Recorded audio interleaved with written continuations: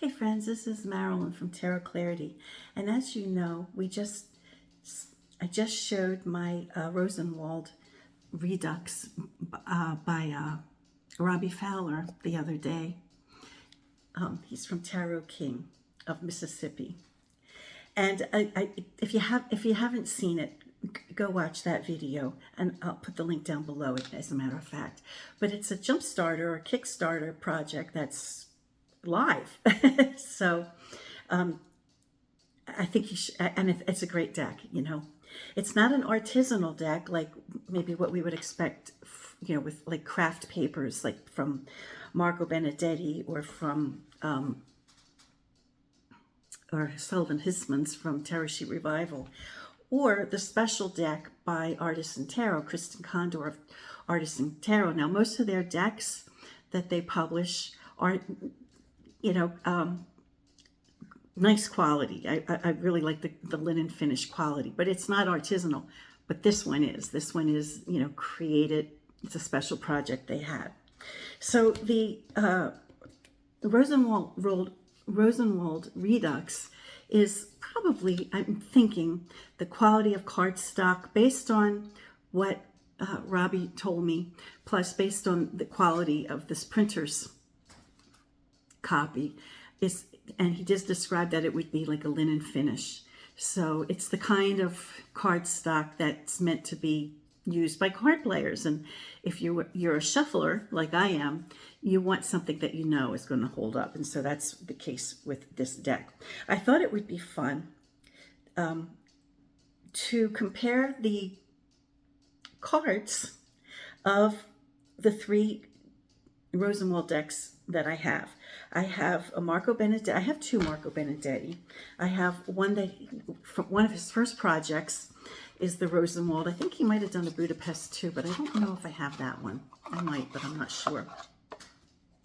And he enlarged it, so that it was this, he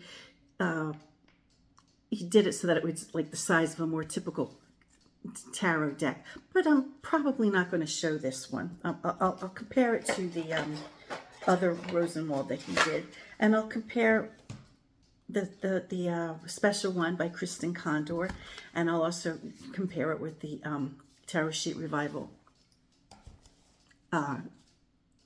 cards. So let me get them in order, because they're not all in order, I don't think. And we'll get started. Alrighty, so what you don't realize is that took forever to put all these cards in order. Excuse me. So that should remind you how much I love this channel, and I love you guys for doing this. Okay, so bear in mind that each of these card creators approach this deck differently. Now, there are two extant Rosenwalds to this day. One is in the National Gallery in Washington, D.C., and the other one is in I suppose, a museum in Germany. Now, the one in Germany has the cards printed in the proper orientation. The one in D.C. has the reverse. Now, bear in mind that at least the one in Washington, D.C. was found as book filler, and when the particular book from the 1500s, Perugia, was preserved, right? They discovered the Rosenwald deck in the contents of the book filler. So it looked like, the consensus is that it was a rejected deck. Probably, maybe some of the cards were in reverse order. Maybe it was just a deck that never took off. Maybe we're all under the assumption that this was a deck used by the common man, but maybe it was just a failed deck. Our most recent contributor, Robby Fowler, believes that, it might have been part of a Minchiati out of Florentine, because there are Florentine aspects to it, right? Others, and I think, this is the least thing that's true, is that it probably came from more than one deck. There were probably more than one deck used as filler, because it seemed like there were different levels of artistry. And there's certain anomalies, which I'll point out if I think of it when we go along. Okay, so one of the things, and Krisztina Kondor, she had to she just created an additional card, that's all. So every one of these deck creators had to create the Fool because the Fool was not present. Now, it's possible that the Fool was mixed in with the, remember this is very early, this is like 1490s, 1500. No later than like 1500, right? So this is really early. And perhaps some decks combined the concept of the Fool with the Magician, I don't know. But each one of these deck creators had to create a Fool. Now, I mentioned when I showcased this deck on its own was that the first appearance of a butterfly in the Fool card occurred in the Vachetta deck. And I think that was, I'm guessing the Vachetta was like 1850. Don't quote me, but something like that. Excuse me. But I think it's cute that we have it here. I mean, truthfully, this wouldn't be the earliest occurrence of a butterfly in a tarot deck, but we do have it. I think it's kind of a cute thing. So anyway, here is Fowler's portrayal of the Fool. Here we have Kristen Kondor's. Here we have Tarot Sheet Revivals. And then here we have Marco Benedetti's. And I checked with his larger one from Gamecrafter, the earlier one that he did. And he kept the Fool the same. Now, all of the artisanal decks are the actual size of the actual deck. The Fowler deck, which has been made into a Minchiati, which I discussed at length yesterday or the other day, a couple days ago, he uses a modern-sized bridge deck. So it's just slightly larger than the others that are at actual size. So it's just a little bit bigger. Here, put this one. It's just a smidge larger.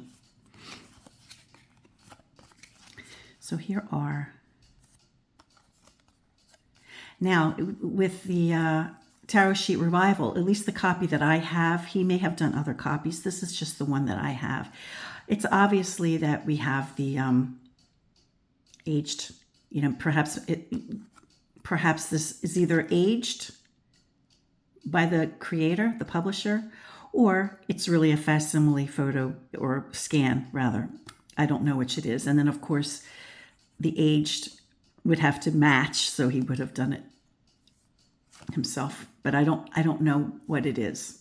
I don't know if this is a facsimile or if it was background paper that was made to look aged. But the rest, of course, are, and I don't know if Marco may have another Rosenwald. I think this is the only Rosenwald that I have by Marco, these two. So I'm only comparing the decks that I have. Okay, now this is going to be interesting. I don't want to confuse my decks. I've done that before and it's no fun. Okay, now remember. Okay, so it looks like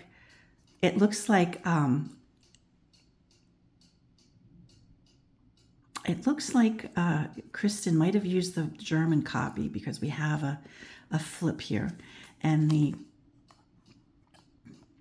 Tarot Sheet Revival has the one that is from the National Gallery, and then we have Marco's, which is probably the German.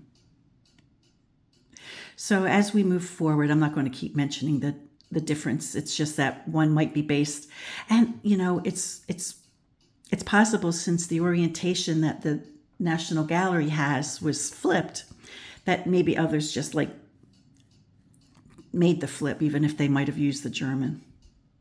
So Marco obviously is the one that chose colors, and his colors, I think he based them on the jewel tone colors of, illuminated artwork. But notice the scalloped edges, right? That seems to have been a Florentine touch. Now there's certain cards that had to be recreated or repaired. and I'll mention those when we go along. Krisztina's and Tarot Sheet Revival have the numbers that were on the original decks, but I've put the cards in the modern day order, with the exception of the World and Judgment, because I personally view them differently. And so for the older decks, particularly that have no number, I transfer, I switch them. I'm sorry about the municipal truck. I'll turn off until they're gone. And also, before I get too far into this video, whenever I do comparison videos, when I have multiple copies of one deck, it's not to put any together to say which one is the better one. Never, because all of them bring something to the table, and there's plenty of room for every deck publisher, right? But it's just, to show, if you're going to purchase a Rosenwald deck, and I think everyone should have a Rosenwald deck, I really do, because Rosenwald is just a great deck. I really like to use it a lot. And, certain decks, I think, especially if you're a collector, or especially if you appreciate historic decks, I think this would be one that I would encourage people to buy, So if you're going to, shell out some dollars, I think it's fair to have an informed decision. Do you want to splurge and buy like one that's like handcrafted with, it all depends on what you want, right? I like both. I like to have really nice quality decks. And then I also like to have decks that I can feel that I can use with abandon without worrying, So I'll usually have multiple copies of a deck. At any rate, I digress.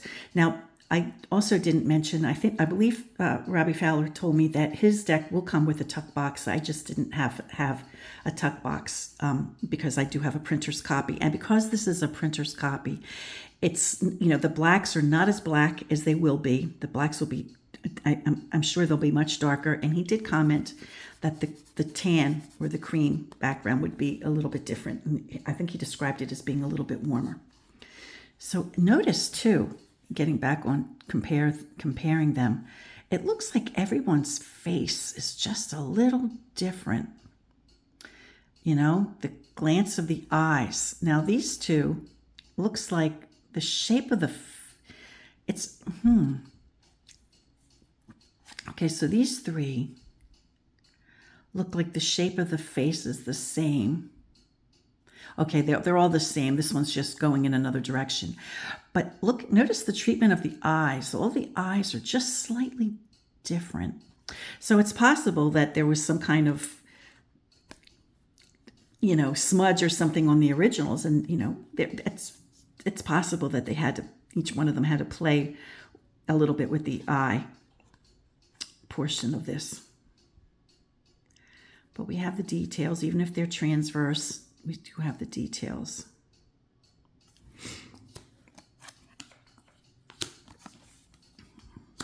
And as I mentioned, just because these are the only copies that I have of a particular publisher doesn't mean it's the only ones that they've created. Marco might have had another Rosenwald, as might have Tarot Sheet Revival. It's just that these are the only copies that I have. Okay, so here we have the Empress, and in some of them, Tarot Sheet Revival and Kristina's Kondors will have the numbers, but Marco's and Robby's, they took off the numbers. And part of the reason why the deck might have been used as filler was maybe the numbers were wrong. I can't speak on it, going back 500 years, but I don't know the truth. Notice the Florentine corners. So most of them have 1, 2, 3, 4 scallops. Now here we only have 2. So we have like 1, 2, 3, 4, 1, 2, 3, 4, 1, 2, 3, 4, and then here we have 2.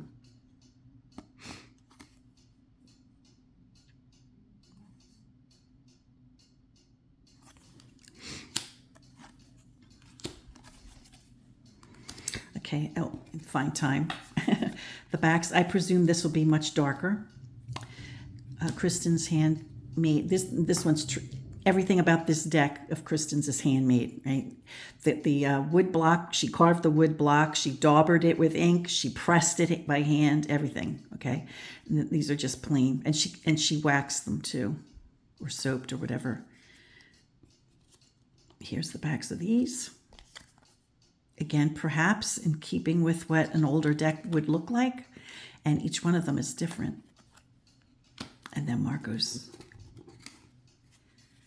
has the Harlequin sort of back. Okay, here we have the Emperor.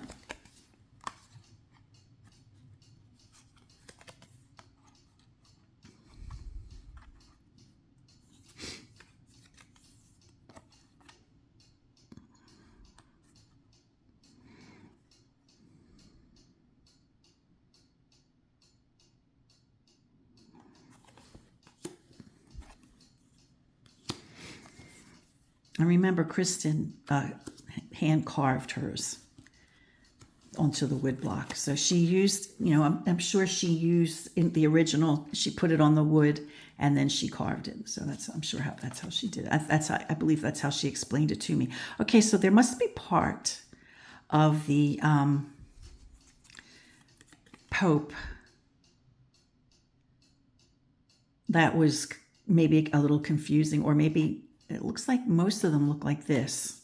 Marco just made choices to make sense of the pattern with color. And then Tarot Sheet Revival, Sullivan Hisman's, it seems like he added like a couple little doohickeys here and there to make sense of the fabric. Okay, Marco did the same thing. That could have to do with the copies they were looking at. I don't know. Or just artistic decisions they made, they decided on. Oh no, they all have it. They all have it. I apologize. So never mind. Oh wait, I got something wrong here. Oh wait, what did I do? Did I put the 2, 3, 4? No, this should be it. Okay, so there are some differences with the Pope.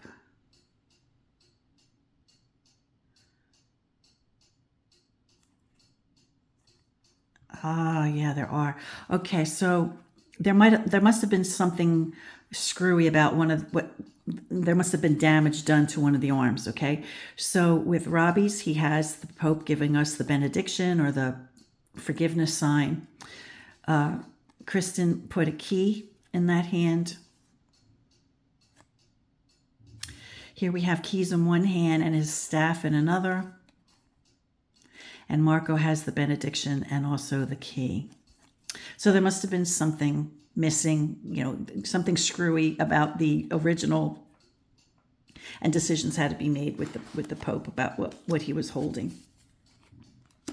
Okay, the Lover card. Remember, tarot traditionally has some nudity based on the fact that it was originally created in the late Middle Ages, early Renaissance, right? The nudity in a tarot deck is nothing that a cultured individual who's ever has ever visited an art museum or opened a book on art. However, I just want to put that out there because sometimes you will see nudity. Okay, so here we have the Lover card. We have a Cupid with a little bit of nudity going on there. But we see in the Italian tradition that it's about betrothal more than it's about the Marseille tradition of, 3 people. It maybe referencing the contest with Paris and Aphrodite or whatever. Or making a choice, or even whether or not it was a officiant, or an official, who knows. But we have more of the Italian tradition because this was an Italian deck. It's only called Rosenwald because that's the name of the collection, right? So we have a betrothal.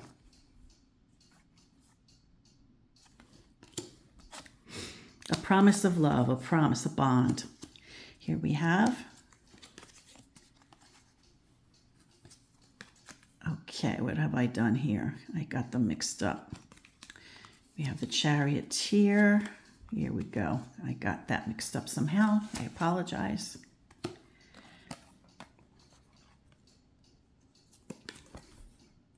Just ignore the numbers. And I do appreciate when it just makes it a little easier for, everyday use if there's no numbers, especially if the numbers are a little screwy or if there's a mistake. Like some of these cards came to us having the same number on them.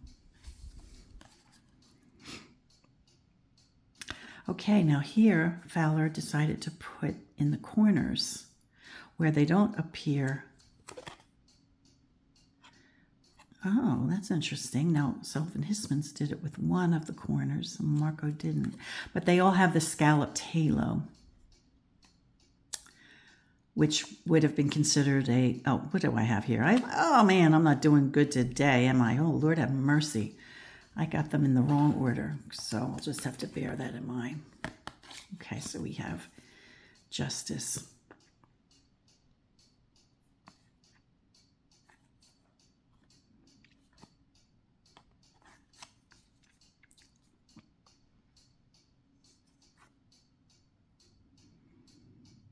So I think the Fowler deck, the new deck, holds up pretty well against the artisanal decks as far as the imageries go. Bear in mind again that the blacks will be blacker and the color will be the cream will be a little different.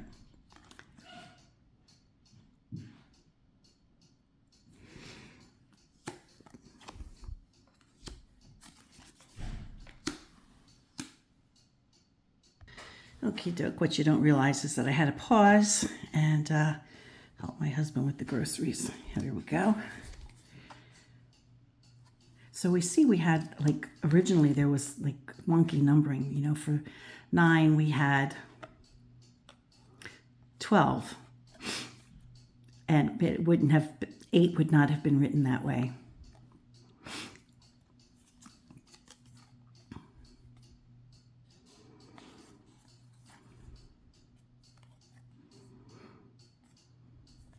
So we do have in common, these three have this motif in the corners, and here we have the double scallop.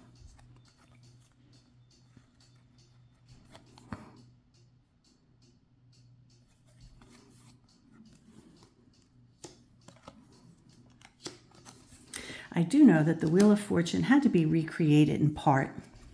So each one of them will have a different take on how they did the wheel. In Kristina's case, she had fantastical image, faces from, and that we might have seen in the Rosenwald, in the Marseille deck. We do have a little bit of the same thing going on here, the fantastical face in the Sullivan Hismans Tarot Sheet Revival. Here we have more like people, and then whatever this little creature is at the bottom, which they all have a similar creature, or they all have the same creature, because I guess the bottom part is not the part that was damaged, so they would have had the same similar creature on the bottom. So it must have been the person or persons on either side. So they must have had their feet, right? Their leg and feet, and the bottom part of their gown or whatever must have been part of what was present. But then this creature, this person or thing, would have been the thing that was maybe missing, and then maybe the bottom part of this guy or gown. Here we have a crown. Because I reign, I have reigned, I have no reign, I will reign. That's interesting that he put a crown falling off. That's kind of cool.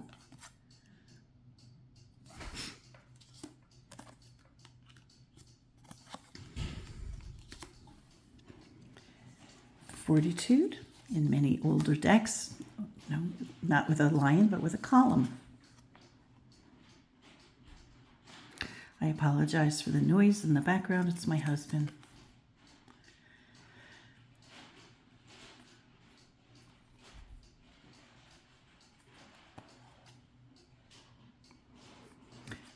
So I think both Justice and this card, Fortitude, had 8 on it. Let me take a look and see what Justice had. So we have Fortitude with an 8. Yeah, we have Justice and Fortitude with an 8, which could have been a reason why they abandoned that particular run. And maybe they abandoned the entire deck because it was more than likely carved in, so who knows?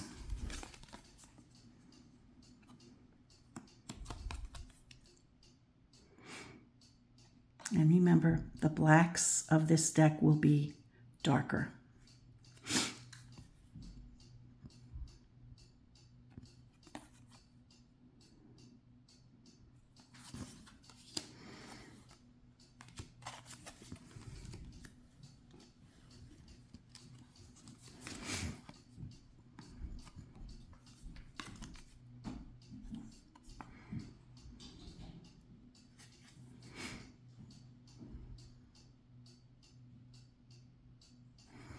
And this one has a scallop corner.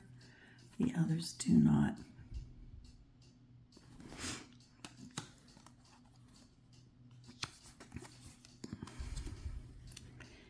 Here we have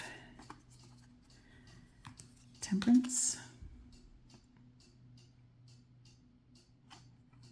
The interesting thing about some of these cards are that it looks like, I guess the person is supposed to be sitting down, but it really looks like the person is behind this chest or whatever this bench is, and then there's fabric draped over it because it doesn't seem like a natural bending location, but that's how the Rosenwald rolls.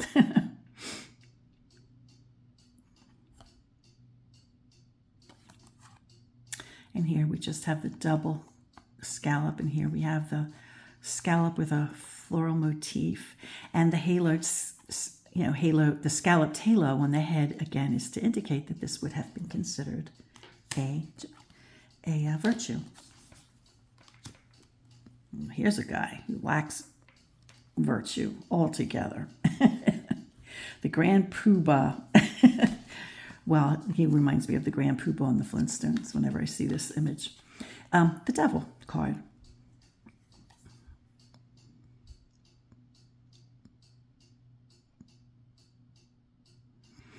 And we have the double scallops on all of them.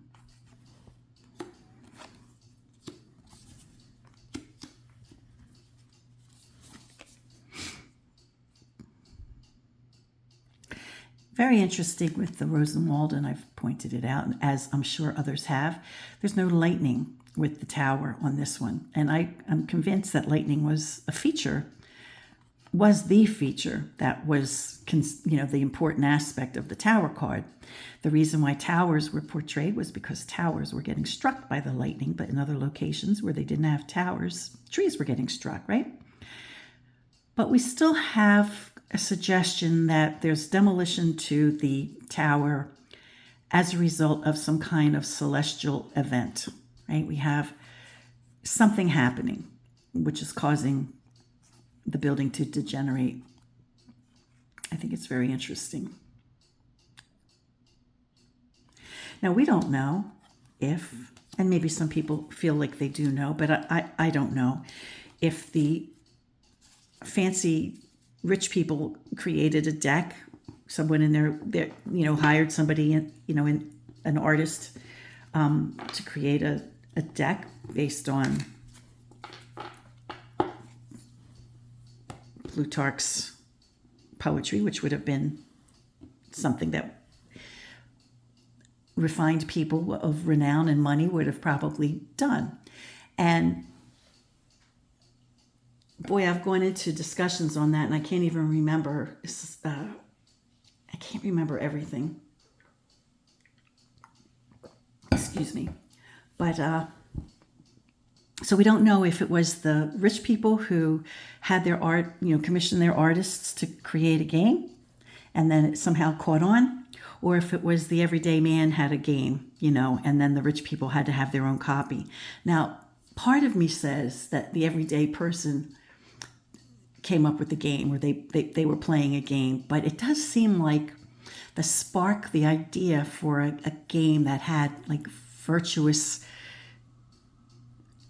images to it and reference. I don't know. It just seems like very literary. And so on the one hand, it seems like it probably happened in the parlors of the wealthy, but then how would it trickle down to everyday man? Like something from everyday man could have trickled up to the fancy pants people, because they would have been made aware. They would have been aware of what was going on maybe, I don't know. How did it germinate? Like, how did it happen? Who had the decks? Who had a deck of Tarot first? So here we have the concept of the star, which is a star. I'm going to have to pause and fix that in a minute.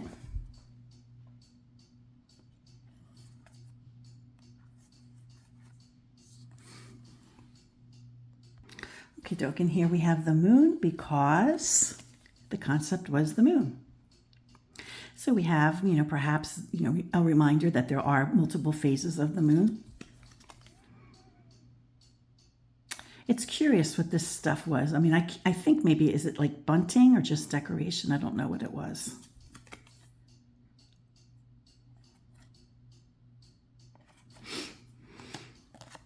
Then we have the sun.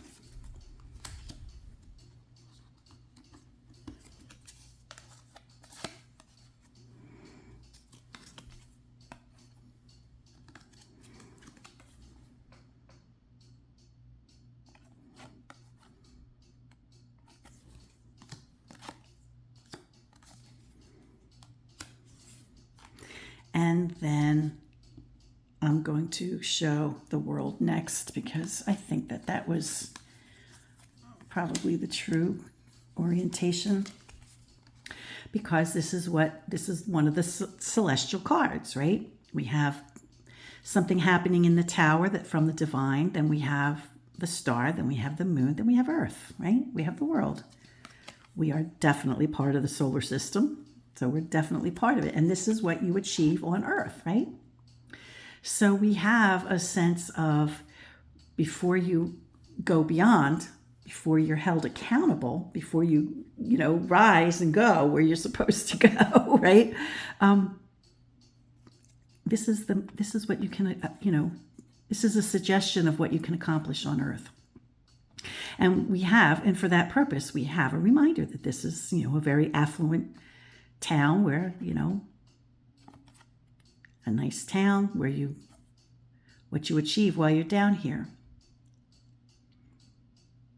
And you're being watched perhaps for virtuous living, because the next card is pretty much being held accountable. Which is why I think it makes a lot of sense to have this card at the end, because it's not one of the celestial cards. And why break up the celestial sequence? At least that's how I figure. So I think I'm going to stop it here, because we're at 33 minutes, or almost 34. And Kristen's deck, she only did the Triumph cards. And so I'll continue with the Pip cards with the other 3 decks. And it'll just be another video. Okay? Until next time, friends, peace, stay well, be brave, be kind. In 2026, speak up, show up, and vote.